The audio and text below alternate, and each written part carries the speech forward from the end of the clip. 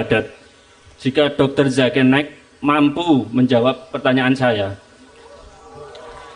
Hey, Masya Allah. Nama saya Miftah, saya dari Jombang. Nama Bapak siapa? Miftah, saya dari Jombang dan saya ateis. Bapak bukan Islam kan? Saya ateis, saya lahir dari KTP saya Islam. Saya ateis. Atheist. Saya mempelajari banyak agama termasuk Kristen dan saya menemukan banyak kesalahan dalam agama Kristen. Oke, sekejap ya Pak. Dokter, the brother is atheist and he says if you can answer the question, he wants to say his syahadah today. Apa soalan Bapak? Dan yang saya tanyakan adalah, sebutkan ayat dalam agama Buddha di kitab Tripitaka yang bertentangan dengan ayat lain atau yang salah secara ilmiah. Maksudnya Bapak mau cari kesalahan dalam kitab Buddha? Ya. The brother is saying that he is an atheist and he is ready to say his shahada if you can answer his question. And the question is, can you find a mistake in Tripitaka or Buddhist scriptures which is wrong, or there is an error or a mistake? Brother, I normally give, the brother asked a question, he's an atheist, and he would accept Islam if I answered his question. He said, can you take out a single mistake in the Buddhist scripture? So if he's an atheist, then why is he talking about Buddhist scripture? The first question. Anyway, I'm not here to take out mistakes in the scripture, but because you asked me, the major philosophy of Buddhism is based on the 4 great truths. Have you heard about the 4 great truths of Buddha? Translate, no? Do you know about the 4 great truths of Buddha? Bapak tahu ke 4 kebenaran dalam agama Buddha? 4 kebenaran besar. Tidak. He doesn't know. If you don't know, then what do you know about Buddhist scripture? If someone says, I know the Quran, do you know Qul Huwallahu Ahad? I don't know. Surah Fatiha, I don't know. So how will you understand my answer then? The basis of Buddhism is the 4 great truths of Buddha. If you don't know about it, how will you understand my answer? Do you know the 4 great truths of Buddha? Apa 4 kebenaran agama Buddha? Now he wants to know what are those 4 truths about Buddhism. But what do you know whether right or wrong if you don't know? Anyway, I won't lie to you. Tapi saya menanyakan kesalahan ayat di dalam kitab Tripitaka. He wants to know the error in the book Tripitaka. Tripitaka is one of the books of the Buddhist scriptures. Buddhist scriptures are Dhamma, Padda, many things are there. But I'm going on the basics, better. Basics. Now, according to Buddha, he said that there were 4 great truths. Number 1, there is sorrow and misery in the world. Number 1, there is sorrow and misery in the world. Truth number 2, the cause of sorrow and misery is desire. Number 3, to remove sorrow and misery, you have to remove desire. Number 4, to remove desire, you have to follow the 10th fold path. I'm repeating.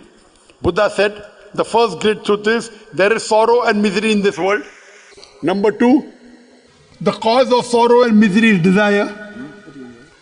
You can remove sorrow and misery, number 3, by removing desire.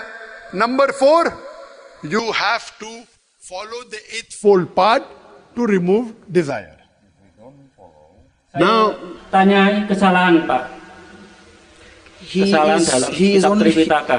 He only wants to know if there is a mistake in Tripitaka. Bertentangan dengan ayat yang lain, or if there is a contradiction in the book. Arey bhai, when I'm doing higher thing, I don't go lower. This is much higher. I'm talking about higher things. I study the higher books, not the lower book. These books are much higher. If he doesn't know about Buddhism, then what can I talk? So, I'm giving you the fault in the main pillars of Buddhism. My question is, the 3rd great truth of Buddha, that to remove sorrow and misery, you have to remove desire. Number 4 is, you should follow the 10-fold path to remove desire. The question is, if I have to follow the 10-fold path, I have to have a desire to follow tenfold path. So it says you have to have a desire to remove desire. It's contradicting logically. Do you understand? The third great truth is, there is the cause of sorrow and misery is desire.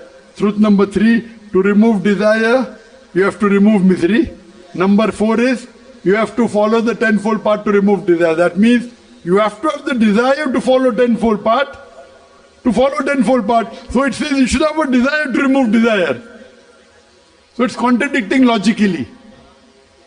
So therefore the main, it's like a house of cards. It's contradicting. How can you have a desire to remove desire? So that's the reason, and you can hear my other video cassettes. I've spoken on Buddhism, correct?